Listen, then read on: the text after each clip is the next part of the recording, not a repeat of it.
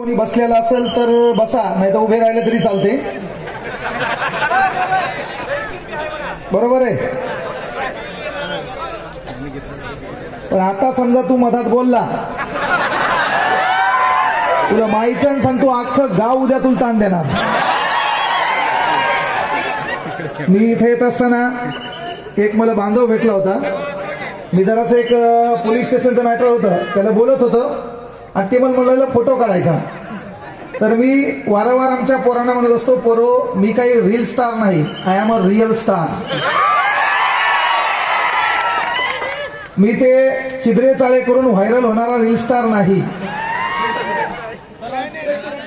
बर सेंटर मध्ये घ्या. इकडं सावरिया कुल्फी सेंटर आहे का?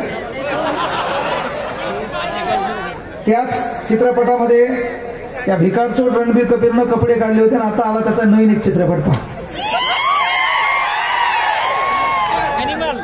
अॅनिमल. जनावर जनावर. ये बरोबर है. आदमी को शेर बोलो तो अच्छा लगता है, उसको जानवर बोले तो गुस्सा लगता है, लेकिन जानवर भी एक शेर है. आणि म्हणून लक्षात घ्या की चित्रपट आपलं आयुष्य बदलणार नाही. आमच्या पोराचं तेच होतंय. पिक्चर पाहता एवढू टू ह्या रपारप मारामारी. आणि पिक्चर मध्ये समजा अनावधानाने याच्या हृदयाचे तार तुटलेले असेल आणि याच्यासोबत पोरगी पिक्चर पाहायला असेल, याच्याकडे 30 रुपये आणि तिच्याकडे 50, दोघांचा मिळून पॉपकॉर्न. आणि पिक्चर सुटल्यावर काय होतं माहितीये का, पिक्चरच्या बाहेर पायऱ्यावर उतरताना स्वतःला तात्पुरतं आलू अर्जुन समजते. याचं अख्खं वजन 39 किलो असते. हवेतच चालते, पण याचा कोणाला तरी धक्का लागते, ते म्हणतात नीट चल. मग याला कळतंय पिक्चर सुटला, आपण हिरो बिरो नाहीत, मुकाटे राहावं. त्यामुळं रिअल लाईफचा चित्रपट आणि आपण आयुष्यात जगतो तो चित्रपट आगळा वेगळा आहे. इथं बसलेल्या तरुणांना विनंती, मी येताना पाहिलं बढियापैकी त्याचा मॅकडॉलचा वास येऊ लागला. ओकॅन ब्लू मॅकडॉल. एक मला मॅकडॉल घेत नाही आपण, ब्रँडेड सिग्नेचर घेतो. आता काहीच्या सुपीक डोक्यात नापिकीच्या तुला कसं काय माहिती आहे? मी काय बाबा नाही भाऊ. माणसानं कुटाणे केल्याशिवाय कुटाण्यावर बोलता येत नसते. मी असं बोललो की पोराला वाटते मायला माझ्या जवळचा इसे. पोराचा सर्वात मोठा प्रॉब्लेम ते आमच्या जवळचं काहीतरी बोलला. रे काय मावशी नाचायली का काय? कुठं थांब थांब. तू सिटी मारली, माईचा माई जीप काळी, तू झोपेत मारणार. अरे कार्यक्रम कोणता आहे सोनू भाऊ? याच्या पहिले डान्सचा कार्यक्रम ठेवला असतात मग बरं होतं. म्हणतो मारायचा अर्ध्या रात्री हे का नाही? कचकच कांदा कापताना मग तो सिट्टी बिट्टी मारली चालते. पण असो, आपल्याला कम टू द पॉइंट ज्या विषयाकडे यायचे, विषयाचं नाव आहे संविधान सन्मान. पहा लक्षात घ्या. शांततेचे महाकारुणिक तथागत गौतम बुद्ध, राष्ट्रसंत संत तुकडोजी महाराज, संत गाडगे बाबा, संत तुकाराम महाराज, संत सेवालाल महाराज, संत भगवान बाबा, मूर्तिकेचे पवित्र राखिले केला हिंदुस्तव साजरा, छत्रपती राजे सदैव तुम्हा समानाचा मुजरा. स्वराज्याचे संस्थापक राजाधिराज छत्रपती शिवाजी महाराज, आदर्श पुत्र युग धुरंधर छत्रपती संभाजी राजे, आरक्षणाचे कैवारी राजश्री शाहू महाराज, आदर्श आणि अखंड भारताच्या राष्ट्रमाता राजमाता मा जिजाऊ. 1.5 दिवसाची शाळा शिकून रशियाच्या कानाकोपऱ्यापर्यंत छत्रपती शिवाजी महाराजांचा पवाडा ज्यांनी पायी चालून गाजविला, आणि ही पृथ्वी शेषाच्या मस्तकावर साकारलेली नसून इथल्या गोरगरीब कष्टकरी जनतेच्या तळहातावर साकारलेली आहे, असा विज्ञानवादी प्रगल्भवादी विचार या भारताच्या तरुणांच्या हृदयाच्या कानाकोपऱ्यात पोहोचण्याचं काम ज्या माणसानं केलं. 1.5 दिवसाची शाळा तो शिकला, मात्र त्याच्या कादंबरीवर 3 कोटी लोक PhD करतात. ते लोकशाहीर साहित्यरत्न अण्णाभाऊ साठे. टाळ्या वाजताना रोग आले आणि आपल्या भावकीत कोणी मेलं नाही, वाजले तर वाजायचं नाही तर वाजवायचंच नाही.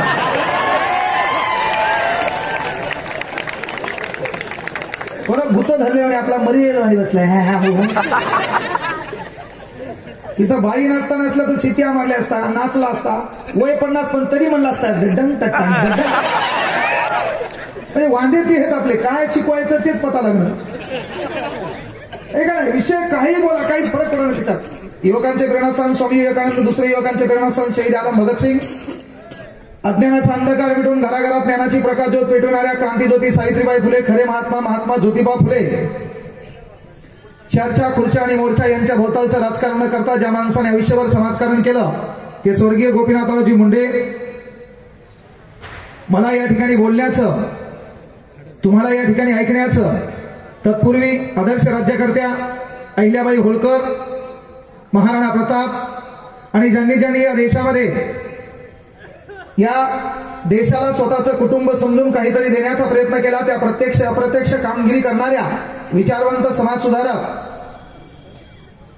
आणि उद्धारकर्ते या सर्वांना प्रथमतः अभिवादन करतो. आणि मला या ठिकाणी बोलण्याचं, तुम्हाला या ठिकाणी ऐकण्याचं, या देशामध्ये 28 घटक राज्य, 8 केंद्रशासित प्रदेश, 7,500 जाती, 10 पंथ, 350 कोटी कुटुंब जवळपास आणि 138 कोटी लोकसंख्येला एकत्र बांधण्याचं काम ज्या माझ्या बापांनी खडबंद साखळदंड तथा तथा तुटले तू ठोकताची दंड झाली गुलाम सारी मोकळे बा भीमा तुझ्या जन्मामुळे, बा भीमा तुझ्या जन्मामुळे. आता संविधान सन्मान. इथं बसलेल्या तमाम तरुणांना कळकळीची विनंती आहे. पोरो, आजकाल पाहिलं असेल तुम्ही त्या रीलच्या माध्यमातून, युट्यूबच्या माध्यमातून, फेसबुकच्या माध्यमातून ज्याच्या त्याच्या बुडा लागला की काहीतरी आगळं वेगळं बोलायला पाहतो. तर त्यांना कळकळीची विनंती आहे, जेव्हा आपण खाकी अंगात घातली तेव्हा आपली कुठली जात नाही, आपला कुठला धर्म नाही, आपला एकच धर्म आहे, तो म्हणजे खाकी धर्म. जेव्हा शिकवायला आपण गेलो, आपण शिक्षक म्हणून काम करतो, तेव्हा आपली जात कुठली नाही, आपला धर्म कोणता नाही, आपली एकच जात आहे, ती म्हणजे शिक्षक. मी काळा कोट घातला, कुठल्याला तरी न्याय देण्याचा प्रयत्न केला, तेव्हा माझी जात कुठली नाही, माझा धर्म कुठला नाही, माझी एकच जात आहे, ती म्हणजे वकील. आणि म्हणून युवकांना कळकळीची विनंती आहे, फेसबुक, इंस्टाग्राम आणि मीडिया माध्यमाचे जे बी साधन असतील त्या साधनातून कोणी काहीतरी कुठल्या जातीवाचक बोलतो, कोणी कोणाच्या जातीला दोष न देतो, टीका टिप्पणी करतो, तर युवक या नात्यानं आणि आपण आपल्या देशात काहीतरी देणं लागतं या नात्यानं तो मेसेज त्या ठिकाणी डिलीट करायचा. तशा भिकार चोटाला बिनाकामी व्हायरल करायचं नाही, हे तुमचं काम आहे. प्रत्येक ठिकाणी पोलीस प्रशासन पोहोचू शकत नाही. तू पळून गेला, पोलिसांना शोधायचं. ती पळून गेली, पोलिसांना शोधायचं. ती या गाडीचे चाकं चोरून नेले, ते शोधायचं. ती अमुक गायब केले, ते न शोधायचं. त्या पत्रावाला दगड गेला, ते न शोधायचा. तू बंबात 90 पेला तुझी गाडी चोरी गेली, ते न शोधायची. कामं कोणकोणते त्यांनी करायचे. आणि म्हणून सर्वात महत्वाची गोष्ट आपल्या या समाजासाठी काही देणं लागतंय. इथं विचार मंचावर बसलेल्या सर्व सन्मान्य मान्यवरांना योग्य तो सन्मान देऊन मला सोनू भाऊनं या ठिकाणी तुमच्यासोबत बोलण्याची संधी उपलब्ध करून दिली. लेडीजला बसू द्या, थोडे पुरुष मंडळी मागं मागं व्हा. संविधान त्याच्याकडे झुकते. या जर म्हणले हे नाही भंग, बाजून खाकी दे दनादन.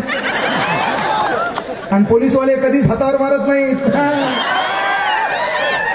एकाच जागी मारतात. ज्याचं तुला लय काम आहे सध्या उपभोग घ्यायला, त्याचा नादच करायचा नाही. बाकी वहां कहीं भी कहीं डॉन है, गुंडा है, लेकिन वहां वो एक ही है, टायर में गुताड़ के मारता. त्यामुळे त्याचा नाद करायचा नाही. थांब थांब. माझ्या घरात 8 जण पोलीस आहेत आणि मी पोलिसाचा नवरा आहे, म्हणजे माझी बायको पोलीस आहे.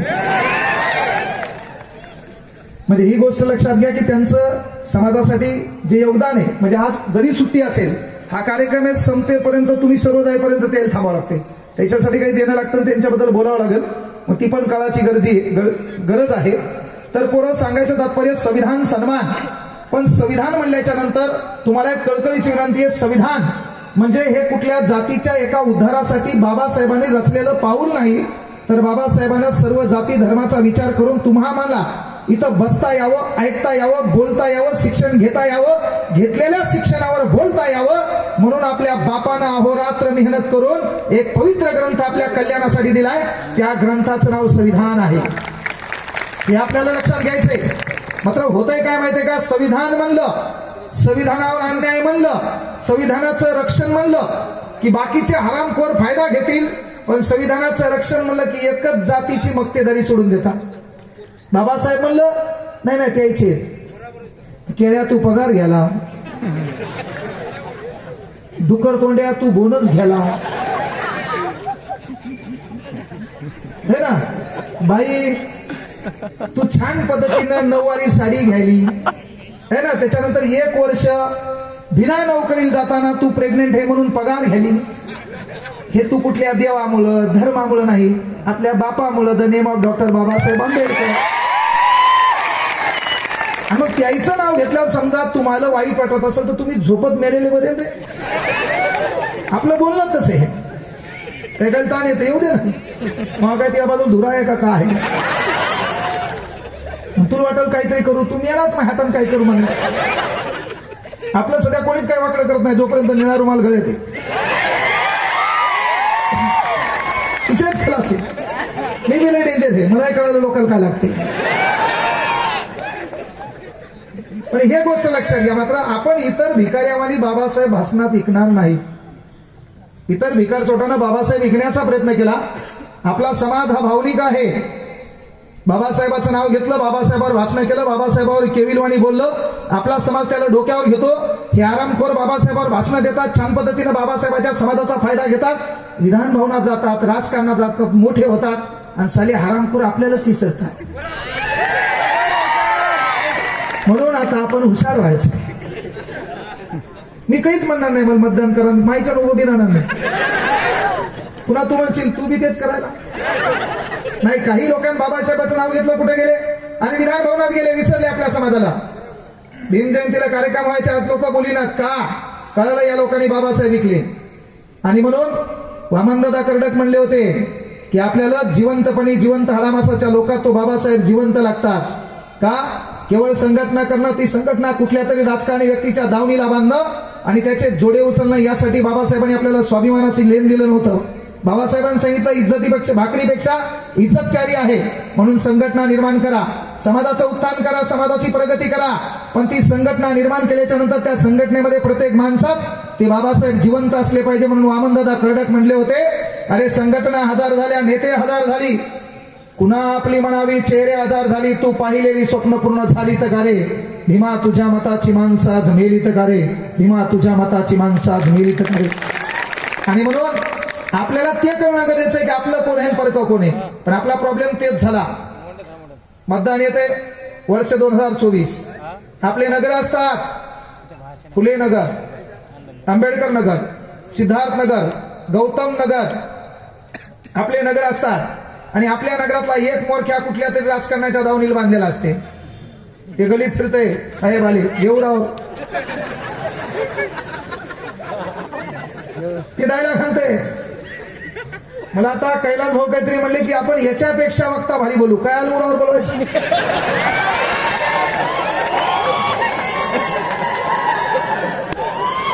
त्याला माहितच नाही आपल्या पट्ट्यात आल्यावर आपण कोणाला सोडित नाही म्हणून. मायापेक्षा भारी म्हणजे मी कसं आहे मलाच कळलं, मी कोमात गेलो ना. सध्या ऑल महाराष्ट्र कोमात आहे. आपल्याला आपल्यापेक्षा भारी कोण आहे सध्या, हे का नाही. मी कोमात गेलो, मायापेक्षा भारी म्हणजे ताना तुला कोण आहे नेमका. पण असो, हे स्टारडम कोणाचंही चिरकाळ नसते. आज आपण हे आपली जागा कोणीतरी घेणार आहे, आपली जागा कोणीतरी घेणार आहे. मात्र ज्या पायऱ्याचा आधार घेऊन आपण एखादं शिखर गाठलं असते, उतरताना त्याच पायऱ्या आपली मदत करणारे. म्हणून ज्या गोरगरीब लेकरांच्या भरोशावर आपण मोठं झालो, ज्या गोरगरीब लेकरांनी आपल्या हृदयात स्थान दिलं, म्हणजे जोपर्यंत या हयातीत आपल्यामध्ये प्राण आहे तोपर्यंत आपण त्या गोरगरीब लेकरांच्या हक्कासाठी लढत राहणार. हाही शब्द या ठिकाणी नोंदवला. हे व्हायरल बिरल काय नाही, एका रात्रीत व्हायरल झालेले जण आहे बुक्कीत टेंगून. त्याला कोणी भाषणात बोलणार आहे नाही ना. कच्चा बदाम पक्का बदाम, तिला कोणी भाषणात बनवणार आहे का. मै नाही तो कोण दे. आमचं पोरग लगेच पिक्चराला की गाणं बदलते, ऊर्जा काले कावा तेरी भुंड चकन पावा, लगेच ट्रेंड चेंज करते. आता अनिमलचं टका टटा टटा मार तुला पाहिजे अर्धा तास. कुठून सुधारतील, कुठून डोक्यात आणतील काय माहिती. म्हणजे ट्रेडवर नाही, सांगायचं तात्पर्य एका दिवसात या महाराष्ट्रात व्हायरल होणारे लाखो लोक आहेत. रानू मंडल दुसऱ्या दिवशी गायब झाली का नाही. या लेकरांच्या उत्थानासाठी, प्रगतीसाठी, समाजाच्या उन्नतीसाठी तुम्ही काम करा. अरे लाईफ टाईम समाज तुम्हाला लक्षात ठेवतोय. आज आपल्या घरामध्ये पंजोबाचा फोटो नाही, बाहेर फेकून देणार आहेत. गंगेत फेका म्हणजे लय दिवस झाले त्याचा चेहरा दाढ लागायला. म्हणजे आपला पंजाचा फोटो घरातून गायब झाला, आपल्या आजोबाचा फोटो गायब झाला, आपलाही फोटो आपल्या घरातून गायब होणार आहे. अरे पण 393 वर्ष झालेत. रस्त्याच्या कानाकोपऱ्यात चौकात गेल्यावर घोड्यावर तळत चेहऱ्यावर तेज आहे, हातामध्ये तलवार आहे आणि या भारतातल्या प्रत्येक तरुणाच्या हृदयामध्ये एक नाव आहे, छत्रपती शिवाजी महाराज.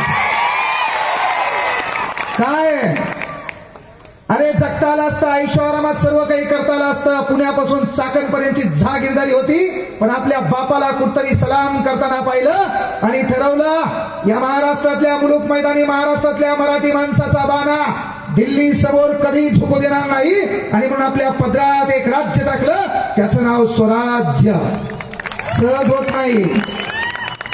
अरे 132 वर्षानंतर या महाराष्ट्रातल्या कानाकोपऱ्यात कुठल्याही गावात जा, त्या गावामध्ये चौकात असा हात वरती केलेला आहे, हातामध्ये संविधान आहे आणि इथल्या पीडित, शोषित, गरीब, दलित जो कोणी असेल त्याला एक सल्ला आहे, भिवू नको, मी त्या पाठीशी आहे. डॉक्टर बाबासाहेब आंबेडकर 132 वर्षानंतर अखंड भारतातला प्रत्येक माणूस त्यांचं स्टेटस ठेवतो, कारण जगले लोकांसाठी. म्हणून जी लोक लोकांसाठी जगतात ती लोक लोकांच्या लक्षात राहतात. जी लोक स्वतःसाठी जगतात ती आपल्या घरातल्या बैठकीच्या फोटोतूनही काढून फेकून दिल्या जातात. म्हणून काळ वेळ महत्वाचा आहे, तो आपल्याला जपता आला पाहिजे, लोकांसाठी काही करता आलं पाहिजे. इथं बसलेल्या नेते मंडळींना पण विनंती आहे, आज तुमच्याकडे आहे, आपला उद्याचा काळ आपल्याला सांगता येईना. झोपेत काही लोक मरायले, रियालिटी सांगत. इनोवा, क्रिस्टा, फॉर्च्युनर काही धतुरा सांगू नको, धडकल्यावर कोण कधी जाईल काही सांगता येत नाही. म्हणून यायच्यासाठी काही देणं लागते. आज वेळ आहे, परिस्थिती आहे, बदलणार आहे. तुमच्याकडे सर्वस्व आहे. आपल्या ताटात भाकर आहे, दुडीत भाकर आहे, एक व्यवस्था आहे. कुठल्या ताटातही भाकर नाही, दुडीतही भाकर नाही. केवळ बाबासाहेबांवर भाषण द्यायचे नाही, तर आपल्या दुडीतली भाकर वाळण्या अगोदर ज्या गोरगरीब आजीच्या ताटातच भाकर नाही, त्या दुडीतली भाकर त्या आजीच्या ताटात पडली, बाबासाहेब आंबेडकरांना मग त्या ठिकाणी कडक जय दिली. ते आपल्याला करता आलं पाहिजे आणि ते आपल्याला करता आलं तर काहीतरी करेल. आणि इथं लक्षात घ्या, संविधान सन्मान. मला संविधानावर बोलायचं म्हटल्यावर मी 12 घंटे बोलतो, 12 घंटे. एक कलम चुकली तर मायच्यान 500 रुपये तुम्हाला देतो. नाहीतर पुढच्या रविवारी कार्यक्रम ठेवा, 100 रुपये फीस ठेवा, अख्या कलमात सांगतो नुसतं. आपला नादच खुला सध्या, इसेच खला सध्या. रे तू मधात बोलला, मी नेमकं सांग, मधात बोलला आपाप माराव. तू बोलला तर मला कळू देईना. लहान लेकर आहेत, तुम्हाला काही ताण आहे का? काय कार्यक्रम कशाचा काही घेणं नाही. लय मोठे टगे बसले तर आपल्याला बी बसायचे. घरी कोणीच नाही, माय बी आली, बापाला बाप एकीकडे, माय एकीकडे, हे माय बोकांडीवर पुढं. त्याला काय चालू हे पता नाही. मग ते इथं बसल्या बसल्या काय करायला, मान समज आले किती आहेत काही की नाही. त्याला समजा ऐकायचंच नाही, लाईटच मोजले त्यांनी किती आहेत. माझं सांगितलं अभ्यास तिकडला एक राहिला, पलीकडला. लहान लेकरू आहे ना, कारण त्याला ताण नाही. कोणाचे 10 घ्यायचे नाही, कोणाचे 5 घ्यायचे नाही. आमचं जे 18च्या पुढचं आहे त्याला ताण आहे. काल त्याला 90 पाजली होती, आज माझी भारी आहे. सर्वात मोठा ताण आहे ना, कुठून आणायचे बाबा? हे मला माझ्याकडे 200, त्याकडे 260, 460 तर हात बसती. बाजूचं लगेच मुरकुल मी आणतो, चल बस. पण युवकांना विनंती आहे, पोरं लक्षात घ्या, आपल्याला ती शोकांतिका बदलायची आहे. इथं उभे राहा, इथं तेच चालू वाटते. चल द्या तेच. थांब झाकण झुल्या. शाबाश, जमलं जमलं. इथं का बोललो मी इकडं पहा, मी कोणी संचालक एखादी मग कॉलेज आहे, मग शाळा आहे, मी संचालक आहे, माहिती ती हवा आपल्या डोक्यात नाहीच. मला जे पटते ते मी केलेले. सर्वात महत्वाची गोष्ट आहे, मला जर कीर्तन करायचं असतं तर ते बी करता आलं असतं, पण आपल्याला कुटाण्याचा नाद म्हणून तिकडे गेलो नाही. आपला मित्र परिवार प्रत्येक अँगलचा आहे.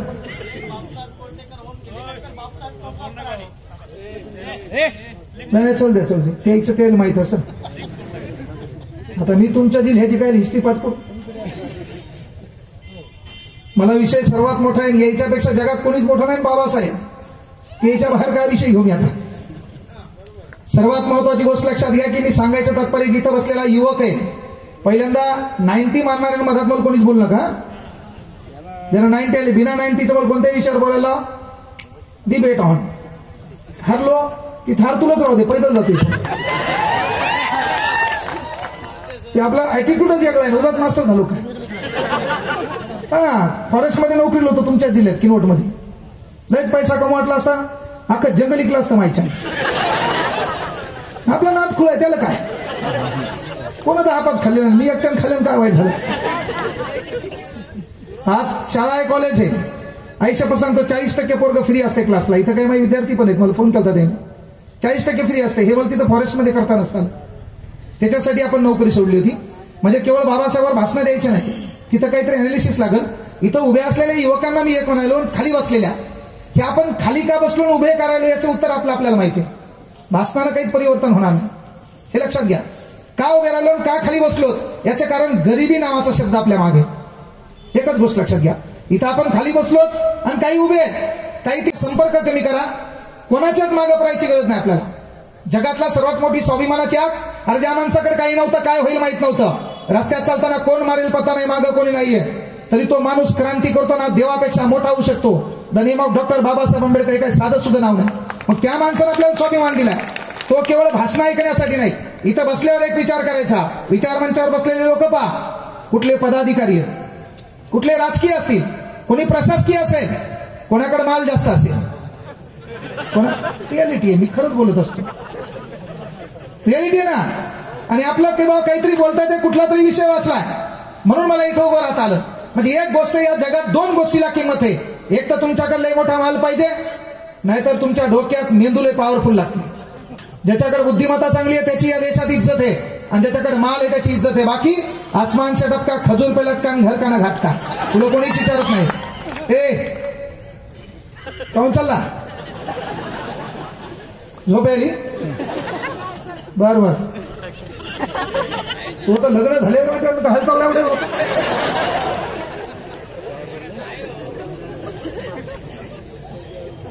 वादेतील शेतात आम्ही काय कामाचं बोलणार का काय नाही. मूळ विषय सांगायचं तात्पर्य, इथं बसलेल्या पोरांना मी मोठा भाऊ या नात्यानं सांगलो, काही माझ्यापेक्षा मोठे. हे कळकळीचं का बोललो, मला इथं कॉमेडी करायची म्हणल्यावर 1 लाख उदाहरणं पाठीत मला माहिती सांगतो. महाराज बी कोणाच जाऊ एखादा, पण त्यानं होत नाही. कधी कधी ज्या गरीब परिस्थितीतून आपण गेलो का ते त्यालाच बोलता येईल. गरिबी ही आर्टिफिशियल नाही. एसी गाडीत बसून बिस्लरीचं पाणी पण दुष्काळावर गप्पा आणतात नाही. त्यासाठी त्या रणांच्या उन्हात फिरावं लागते, बापाच्या पायाला पडलेल्या भेका पाहावं लागते, माईची डबल शिवलेली साडी पाहावं लागते, मग बोलतात ते. पुण्याच्या याला एसी गाडीत बसलेलं काय करणार गरिबी. आपला नेता आपल्या इथं पिकावर परिणाम झाला पाहायला तो कशातून, हेलिकॉप्टर मधून. त्याला काय खाली केलं कळते काय झालं म्हणून. रियालिटी आहे ना. आपले वांदे पुन्हा आपण म्हणतो साहेब माझ्या धुऱ्यावर आलते, घे बोकांडीवर. अरे काही फरक पडत नाही. म्हणजे वांदे काय व्हायला, पहिल्यांदा परिवर्तन करताना एक गोष्ट लक्षात घ्या. अलीकडे साहेब विचार मंचावर बसलेले सर्वसामान्य मान्यवर माझ्यापेक्षा वडीलधार आहेत. मी तुमच्या मुलाप्रमाणे. अलीकडं 18 ते 35 मधल्या पोरांचं मृत्यूचं प्रमाण वाढलं. कारण काय, सुसाईड. मग सुसाईडचं कारण काय, तर आमच्या पोराचं पहिलं कारण आहे, तो ज्या गल्लीत राहत होता त्या गल्लीमध्ये कोणीतरी युवा नेता होता. तो युवा नेता मोठमोठ्या नेत्यासोबत फोटो ठेवायचा. त्याच्या खिशामध्ये 500 रुपयाची 5 वर्ष झाली न खर्चलेली नोट होती. मग आमच्या पोरांनी त्याला फॉलो केलं, मला याच्यासारखं वागायचंय. आणि मग इनडायरेक्टली काय झालं, कमी वेळात पैसा कसा कमवायचा आहे, महानादी लागला. जंगली रमी पे आओ ना महाराज, हा नादी लागला. त्याच्यानंतर फिल्म इंडस्ट्रीमध्ये, चित्रपट सृष्टीमध्ये, आणि अलीकडे भंगारी साले भिकारचोट रील स्टार याने आमच्या लेकराला शिकवलं जंगली रमी प्याव ना, पैसे लगाव ना, आणि बाकी आपलाच कार्यक्रम करू ना. याच्यात आमच्या लेकराला वाटलं कमी वेळात मोठं व्हायचं, त्याला ती संधी भेटली नाही. त्याच्यानंतर महत्वाची वस्तू तर तयारी करतो, त्याला घरच्यांनी समजून घेतलं नाही, भिकारचोट भावकीन समजून घेतलं नाही, जातीन समजून घेतलं नाही, गावातल्या लोकांनी दिवस नाही दिल्या, आणि मग तो पोरगा त्याला एकच पर्याय उठतो, फास. त्याच्या मरण्याचं एकमेव कारण आहे. जगात मरणारी लोक, फाशी घेणारी लोक नेमडी भेकाण नसतात, ती एकाच कारणामुळे मरतात, जेव्हा त्याला वाटलं की साला या जगात आपल्याला समजून घेणारं कोणी नाही. मग त्याला कळलं या जगात कोणी समजून घेणार नाही. त्या युवकांनी काय करणार, आमच्या इथलं पोरग आहे, आता त्याला पोलीस भरती तयारी करायची गरज नाहीये, त्याला दिवस रात्र 3 वर्ष कंटिन्यू पळायची गरज नाहीये, त्याचं वजन 70-60 किलो करायची गरज नाहीये. पण आमच्या बापाकडे उद्योगासाठी पैसा नाही, आपल्या बापाकडे धंदा टाकायला पैसा नाही. पर्याय एकच आहे, भारतीय संविधानाच्या कलम 16 मध्ये दिलेले बाबासाहेबांचे उपकार आहे, नोकरी करणं आणि घराचं परिवर्तन करणं. त्यासाठी आमचं पोरग पळते. ते पळताना कुठलं तरी सरकार आहे, त्या सरकारचं काम जागा काढणे, त्या सरकारचं काम भरत्या घेत असताना त्याच्यात भ्रष्टाचार न करणे, तो पेपर न फुटणे, पेपर फुटणाऱ्या हरामखोरांना फाशी द्या, त्याचे डॉक्युमेंट जप्ती करा, म्हणजे खऱ्या गरिबाची नोकरी कोणी हिसकावून घेणार नाही. हे काम त्यांचे. आणि त्यामुळे हे पोरग पळते. म्हणून मी सांगितलं बाबा, पहिले गाव सोडा, आपले आदर्श बदला, शहरातून इथून शहरात जा, उद्योगधंदा करा, व्यवसाय करा, चहा इका, काय इकायचं इका. 5-7 वर्ष गावाकडे येऊ नका. ज्या गावात तुम्ही राहत होता त्या गावामध्ये तुमचा पदाधिकारी, तुमच्या गावातला लोकप्रतिनिधी गाडीमध्ये येतो, मागायला सीटवर त्याची बायको बसलेली असते, घरचे बसलेले असतात, कुठल्या तरी ट्रिपला गेलेले असतात. आपला बाप शेती करतो, आपला बाप एखाद्या दुकानात काम करतो, आपल्या बापानं आपला जन्म झाला, आज आपलं वय 30 झालं, आपल्या बापानं कधीच स्टेटस ठेवला नाही जस्ट एन्जॉय इन गोवा. ठेवलंय का? मग आपल्या बापाचं वय 50 झालंय, पण आपल्या बापाला हे स्टेटस ठेवता आलं नाही जस्ट एन्जॉय इन गोवा. मग हे स्टेटस कोण ठेवतंय? एखादा शिक्षक, एखादा ग्रामसेवक, पोलीस, जो कोणी नोकरीत असेल, क्लास घेणारा, तो ठेवतो का नाही जस्ट एन्जॉय इन गोवा. पण आपल्या बापानं अहोरात्र मेहनत घेतली, रुपया कोणाचा घेतला नाही. आपल्या बापानं स्टेटस ठेवलं का जस्ट एन्जॉय इन गोवा? नाही.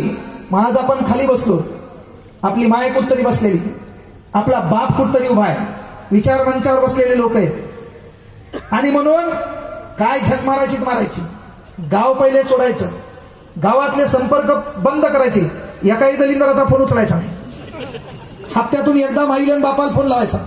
बाकी सर्व नातेवाईक बितवाईक काही नसते, सर्वात दलिंदर पॅटर्न नातेवाईक. याकडे काही हे मग इशे नाही, ते दिवस वाईट आहेत, कुत्र विचारित नाही. मग अख्खे नातेवाईक माझ्या गावात होते, मग हे दिवस वाईट होते, एकाला विचारले. आता तेच सांगते, माझ्या आत्याचं पोरग, माझ्या मामाचं पोरग. पहिले काय झालं तुला केल्या, त्याच्या पहिले विचारलं का? जेव्हा वेळ खराब होती तेव्हा बोलायला कोणी नसते. मी पोरांना हे मुद्दाम सांगलो की इकडे पहा, कोणाचे रील पाहिल्यानं, कोणाचे डायलॉग पाहिल्यानं, स्टेटस ठेवल्यानं तुमचं स्टेटस बदलणार नाही. त्यासाठी तुम्हाला तुमच्या परिस्थितीचा राग आला पाहिजे. इथं संविधान नाव दिलंय, संविधान हा लय मोठा पॅटर्न नाही.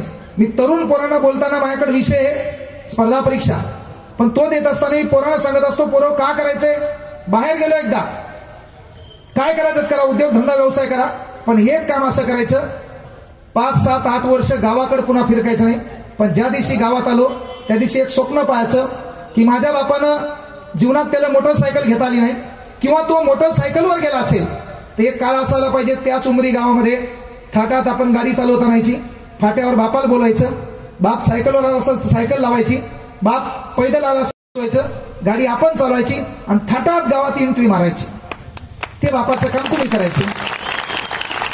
म्हणजे आपलं वय 30 वर्ष झालं आणि आपल्या स्वप्नासाठी आपला बाप आताही मेहनत घेत असेल तर आपण ना मर्द आहात हे लिहून ठेवायचं डायरेक्ट. आपलं वय 30 वर्षे आणि वय वर्ष 30 असताना आपल्यासाठी आपला बाप मेहनत करत असेल तर आपण ना मर्द आहेत म्हणालो. आपल्याला डायलॉग मागण्याचा गरज नाही. मिशीवर हात तो कधीच फिरायचा नाही, काहीच नाही, तो डायलॉग हाणायचाच नाही. वय वर्ष 30 असताना काय झक मारायची. चला आपण मेहनत करायची, मेहनतीने काय भोग पडणार नाही, पण अशी मेहनत घ्यायची, आपण घेतलेल्या मेहनतीमुळे आपला बाप थाटात घरी बसला पाहिजे. हे गाव आहे, हे बाजार असेल तुमचा, ह्या बाजारात पहा, इथं बसलेला एखादा नेता आला, 4-5 लोक जमा होतात, आपला बाप त्याला कोणाच्या मधात बोलता येत नाही, कारण हे गरिबी, दुसरं कारण आहे अज्ञान. पण हेच तो MBBS चा रिझल्ट येऊ दे, तू PSI हो दे, तो बॅनर या पोलवर लागते. तो बाप जे सकाळी सूर्य उगवण्याच्या आत शेतात जात होता ना, आणि सूर्य मावळ्यावर येत होता. काऊन? कोणाला बोलणं बी नको, कोणाला लात लागणं नको, कोणाच्या पाया पडणं नको, कारण अज्ञान अडवायचं. कोणी बोललं की आपल्या बापाची घरी पाहून पुढचं डायलॉग मारायचं, काका तुम्हाला काही कळत नाही. पण तेच तो एकदा बॅनर लागला पोलवर, त्या ठिकाणी तो फोटो शुभेच्छुक समस्त उमरीकर, आणि तो फोटो जेव्हा लागलेला असते तेच तो बाप 9 वाजता उठते, कपडे मळालेले का असं ना ते टाईट होते, छानपैकी पॅन्टच्या खिशात हात घालते, बिडी वडायची सवय असेल तर बिडी पेटवतात, आणि काही कोणाला चहा आपल्या बापान पाजला नसेल तरी बाप म्हणते चहा घ्यायचा का. ऍटिट्यूड बदलते आपल्या बापाचा. आणि तेवढ्या तू काही बोलला नाक करायचं नाही, औलाद आपली. ते कधी होत आहे? आपल्या हातात आहे आपल्या बापाला कोणाचा बाप बनवायचा. आपल्या हातात आहे आपल्या बापाला कोणाचा बाप बनवायचा. अरे लक्षात घ्या, का विठ्ठल कांगणे कोणत्या जातीचाही मॅटर नाही, विठ्ठल कांगणे कोणत्या धर्मातही मॅटर नाही. माया बापानं लिहिलेल्या संविधानामुळे विठ्ठल कांगणेला क्लास घेता येतो. विठ्ठल कांगणे कोणत्या जातीच्याला शिकू शकतो. मग ती ताकद त्या संविधानाने दिली, ती संधी त्या संविधानाने दिली. मग आपलं काम आहे संधीचं सोनं तरी करावं लागेल ना. आज कार्यक्रम संविधानाचा कार्यक्रम असतो, भीम जयंतीचा. मार्गदर्शन करणारा दुसरा असते. का बाबा? बाबासाहेबांना आपला उद्धार केला, मग आपण त्या ठिकाणी का शिकलो नाही? मग आपण फक्त केस वाढणं जयंतीत नाचासाठी जन्माला आलो का? नाही. त्याचा खरा वापर आपल्याला करता आला पाहिजे. संविधान आपल्याला समजलं पाहिजे. संविधान सन्मान. आणि मग संविधानाचा भाग क्रमांक 2 कोणा वाचला तुमच्यापैकी? संविधानाचा भाग क्रमांक 3 कोणा वाचला तुमच्यापैकी? तो जर वाचलाच नसेल तर आपल्याला तो म्हणायचा डायलॉग नाही. बाबासाहेबांनी आपला उद्धार करताना काय केलं तर पहिल्यांदा संविधान भाग क्रमांक 3 चा विचार करायचा. संविधानाच्या प्रास्ताविकेचं वाचन झालं, त्याला संविधानाची उद्देश पत्रिका म्हणतात, त्याला संविधानाचा सरनामा म्हणतात. त्याची जी लिखाण भाषा आहे ती अमेरिकेकडून स्वीकारण्यात आली. आपलं संविधान इंग्रजीत लिहिण्यात आलं आणि त्याची सुरुवात करण्यात आली, we are the people of India. मग संविधान या सरनामा 1976च्या 42व्या घटनादुरुस्तीने दुरुस्त करण्यात आला. त्याच्यामध्ये नव्यानं 3 शब्द टाकण्यात आले. या सरनाम्यावर मोहनदास करमचंद गांधी, रवींद्रनाथ टागोर यांच्या विचारांचा प्रभाव पडला. 26 नोव्हेंबर 1949 रोजी हे संविधान 2 वर्ष 11 महिने 18 दिवस आपल्या बापाने अहोरात्र जागून 1082 दिवसात लिहून काढलं. हे संविधान लिहायला 63,96,739 रुपये 35 पैसे एवढा खर्च आला. आणि मग संविधान लागू करायचे ती तारीख आपण 26 जानेवारी निवडली. आणि 26 जानेवारी तारीख निवडल्याच्या नंतर बाबासाहेब म्हणले आता संविधानाची सुरुवात करायची. मग संविधानाची सुरुवात करताना या संविधानाचे 3 भागात वर्गीकरण करण्यात आलं. एक, संविधानामध्ये असलेले परिशिष्ट ज्यांची संख्या 12 आहे. दुसरं, या संविधानात भाग ज्यांची संख्या 25 आहे. तिसरं, कलम ज्याला मराठीमध्ये अनुच्छेद म्हणतात. आणि मग या 3 भागात वर्गीकरण करत असताना या अख्ख्या संविधानाचा सार एका पॅराग्राफमध्ये मांडायचा होता. तो पॅराग्राफ आहे आपल्या भारताच्या राज्यघटनेचा सरनामा, ज्याचं वाचन आपण आता केलं, पण तो सरनामा आणखी आपल्याला समजला नाही. बाबासाहेब किती ग्रेट होते. मग संविधानाची सुरुवात करायची आहे. संविधान सभेमध्ये 389 सदस्य आहेत. आपल्या भारतामध्ये 23 मार्च 1946 ला कॅबिनेट मिशन आले. Pethick Lawrence, Albert Alexander, Stafford Cripps तिघांनी आपल्या लोकांना मार्गदर्शन केले. त्याच्यात बॅरिस्टर झीना नावाचा एक दलिंदर होता. त्याचं म्हणणं आलं आम्हाला पाकिस्तानसाठी वेगळी राज्यघटना पाहिजे. त्याच्याकडे काही सदस्य गेले आणि आपले सदस्य उरले 299. आता आपण कामाला लागलो, पण कामाला लागत असताना या घटनेची सुरुवात कशी करायची? मग घटनेमध्ये काही लोक धुरा आहे, आपण बापाने हाणायचंच नाही. तुला माहित आहे का मी कोण आहे? माहित आहे. तो अख्या भावकील माहिती कोण आहे. म्हणून बिना कामाचा ऍटिट्यूड नकोच. आणि मग संविधानाची सुरुवात कशी करायची? दुसऱ्यांचं म्हणणं आलं येशूच्या चरणी अर्पण करूया. मुस्लिमांचं म्हणणं आलं अल्लाहच्या चरणी. प्रत्येकानं आपल्या जाती धर्माचं नाव घेतलं. अरे बाबासाहेब आंबेडकर आहेत. 13 ऑक्टोबर 1935 ला एका धर्माचा त्रास झाला म्हणून घोषणा केली, मी हिंदू म्हणून जन्मलो तरी हिंदू म्हणून मरणार नाही. धर्म स्वीकारला बौद्ध. पण संविधानाची सुरुवात गौतम बुद्धाच्या नावाने पण केली नाही. केली का? नाहीये. आणि मग सुरुवात कशाने करायची? तर हे संविधान जिवंत हाडामासाच्या माणसाने लिहिले. कुठल्या देवानं, कुठल्या देवाच्या प्रसिद्धानं, एखाद्या संतानं, एखाद्या साधूनं, एखाद्या बाबानं लिहिलं नाही. हे संविधान मी या देशातल्या लोकांच्या उद्धारासाठी लिहिलंय. म्हणून संविधानाची सुरुवात करताना आम्ही भारताचे लोक, काय सुरुवात केली? आम्ही भारताचे लोक म्हणले का? ते म्हणले का? गौतम बुद्धाचं नाव घेतलं नाही. पण जगातला एकमेव धर्मनिरपेक्ष कोण? The name of doctor Babasaheb Ambedkar. धर्मनिरपेक्षता पेरली कोण? छत्रपती शिवाजी महाराज. आता काय चालू आहे? मी अमका, मी ढमका, मी तिमका. आपल्याला ओळखू गेलं. निळा रुमाले, जय भीम. हाय मतदानाच्या यादीत तुम्हाला फिरायला मागे कुठलाही नेता पहा, त्या नेत्यानं 4-5 लोक आपले धरलेले आहेत. कुठलाही नेता पहा, सोनू भाऊ, कुठलाही नेता पहा, त्याने 4-5 लोक आपल्या सोबत ठेवलेत. काऊन? आगाव कोणी काही बोललं, टाका घ्यायची. रियालिटी हे. मी लय मॅटर मध्ये गेलो कधी कधी. पाहायला मला हे नवीनच कुठं आला. मला इकडे बाबासाहेबवर बोलायला लागले, हेच अॅट्रॉसिटीवर बोलायला. म्हणजे हे आपलं चुकायलंय कुठतरी. आपल्याला कळायला पाहिजे ना, तर व्हायला तेच. अरे बाहेरून एखादा नेता आला, बाहेरून ज्याला आपला फायदा घ्यायचा तो आपल्या घरात आला. घरामध्ये फोटो दिसला, अहिल्याबाई होळकर, किती असं मान खाली बनायले, जय मल्हार. आपल्याला वाटायला बेन आपलंच आहे. ते घरात आलं असं वाकून येत आहे, कारण घर आपले आणखी तसेच आहेत. बाबासाहेबांना उद्धार आपला करायचा होता. आपला उद्धार झाला. 30% लोक सुधारले, 70% दलिंदर 90च्या नादात आहेत. ते घर कुठं सुधरेना? हे का नाही? त्याला पाजणारा कोणतरी आहे. बाबा फाडतो, तोडतो, हाणतो. आला ओढीत ओढीत घरी त्याला. आणि मग आपल्या घरात फोटो दिसला, अण्णा भाऊ साठे, खाली वाकून म्हणते जय लहूजी. आपल्याला वाटते बेन आपलंच आहे. घरात आला, फोटो दिसला, छत्रपती शिवाजी महाराज, जय शिवराय. आपल्याला वाटते बेन आपलंच आहे. जय जिजाऊ. आपल्याला वाटते पक्क बेन आपलंच आहे. घरात फोटो दिसला, बाबासाहेब आंबेडकर, जय भीम. आपल्याला वाटते बेन आपलंच आहे.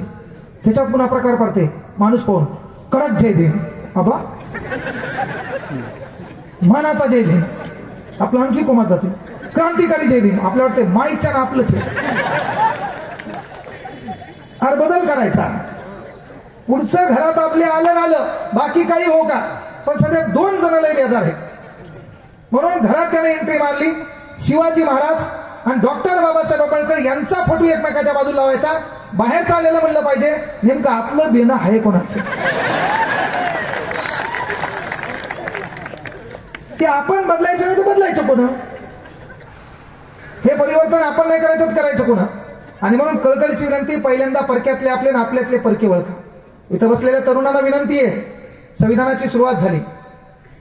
संविधानाची सुरुवात करताना काय केलं? आम्ही भारताचे लोक, भारताचे एक सार्वभौम समाजवादी धर्मनिरपेक्ष लोकशाही गणराज्य घडविण्याचा व त्याच्या सर्व नागरिकास सामाजिक, आर्थिक, राजनैतिक न्याय, विचार, अभिव्यक्ती, दर्जाची, संधीची समानता.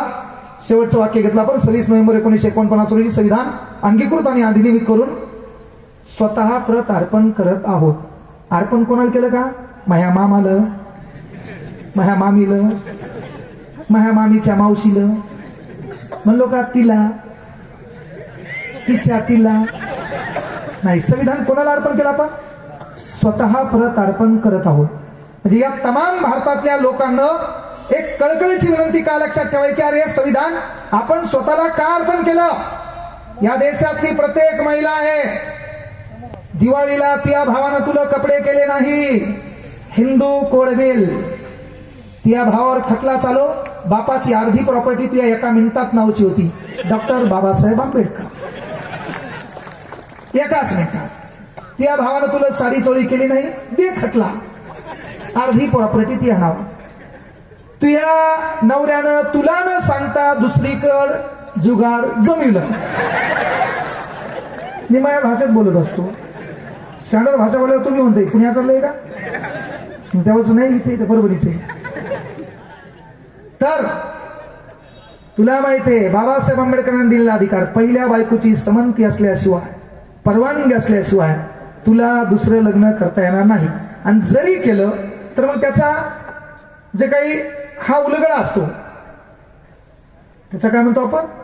हा इन्व्हेस्टिगेशन ऑफिसर आयो ते PSI दर्जाचे असतात. मग ते मला घेऊन जातात. तुला इंग्रजी येत नाही ते तू हा प्रॉब्लेम आहे. मध्ये येते ते महा बरोबर आहे ना, हे का नाही? जायचं काही विषय नाही. मला बोलावं लागेल ना, मी मास्तर आहे ना. असेच तरी विद्यार्थी भेटत नव्हते तुम्ही.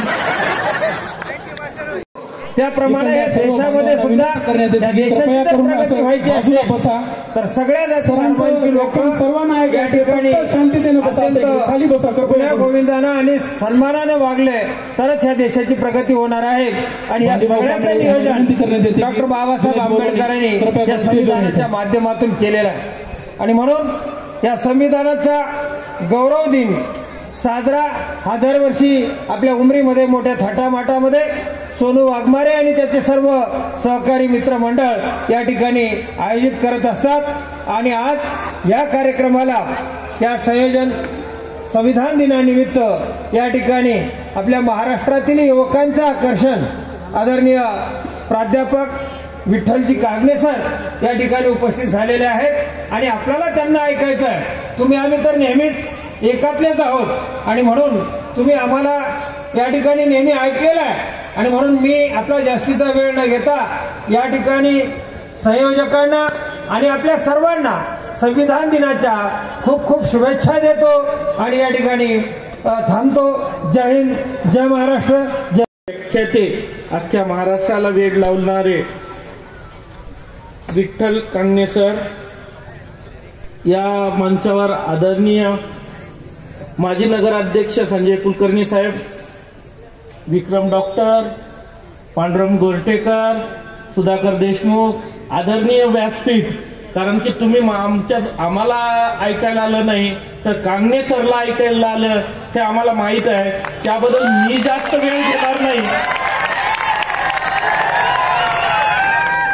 आता सोनूनं सांगितलं संविधान दिन कसा साजरा केला पाहिजे, काय केलं पाहिजे. बंधुता, प्रेम आपल्या उमरीत तर चालूच आहे. जे पारंडा कैलासवासी बाबासाहेब देशमुख गोरठेकरांनी टाकले ते पायरी घेऊन आज आम्ही माझ्यापर्यंत चालू आहे आणि याच्या पुढे बी चालू राहणार. या निमित्त या कांगणे सरांना विनंती करतो की आमच्या उमरीवासियांना सखोल असं मार्गदर्शन देऊन जावा. आमच्यासाठी नाही तर जे सोनूनं यावर्षी कांगणे सर आणलं, पुढच्या वर्षी याच्याहून चांगले सर डबल वेळ देऊन जास्त. आज पब्लिक कमी दिसत आहे. 7 दिवसात प्रोग्राम झाला, जेवढा व्हायला तेवढा प्रसार झाला नाही सर. तुम्हाला वाटत असेल पब्लिक कमी आहे, परंतु इथं कमी आहे. सगळ्याच्या घरातून तुमचं भाषण ऐकण्यासाठी सगळेजण बसलेले आहेत. त्याबद्दल मी कांगणे सरांनी इथं आल्याबद्दल मी उमरीवासियातर्फे मनापासून आभार मानतो. माझं लांबलेलं भाषण थांबवतो. जय हिंद, जय महाराष्ट्र.